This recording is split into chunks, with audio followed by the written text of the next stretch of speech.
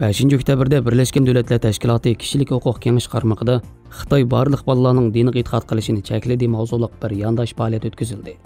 Yig'in Birleşken Devletler Teşkilatı Kişilik Hukuk Kengashining o'rinlashtirishi va Amerika Jubilee harakati nomli kishilik huquq tashkilotining qo'llashi bilan o'tkazilgan.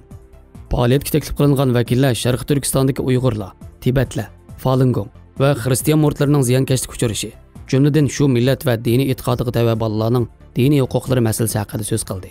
Yig'inda guvohchilar va mutaxassislar Xitoy hukumatining Birleşken Devletler Teşkilatı'ning bolalar huquqi ahdnomasida bekitilgan diniy erkinlik huquqini dafsanda qilayotganligi haqida ma'lumot berdi.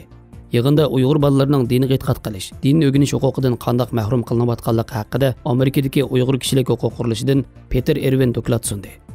Jubilee harakati tashkiloti diniy huquqlar dafsanda qilinayotgan millatlarning masalasiga alohida ahamiyat berib kelgan tashkilot bo'lib, ular bu qatim yig'inning temasini maxsus bolalarga ayirishni muvofiq ko'rgan.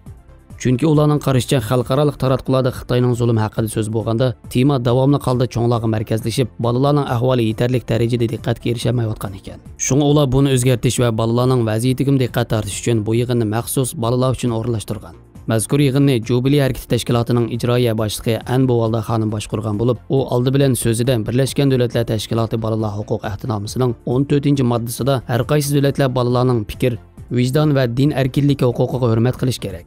Har qaysi davlatlar ota-onalarning huquqiy va mas'uliyatlariga hurmat qilish kerak. Zarur tepilganda davlatlar bolaning yetilish iqtidoriga moslashgan asosda bolalarning yuqorqidagi huquqlaridan bahramon bo'lish uchun fursat yaratib berish kerak deb belgilanganligini tonishtirib, Xitoy Kompartiyasining bolalar huquqlarini izchil dafsanda qilib kelganligini aytib, Xitoyni bunda qilmishlarini to'xtatishga chaqirdi.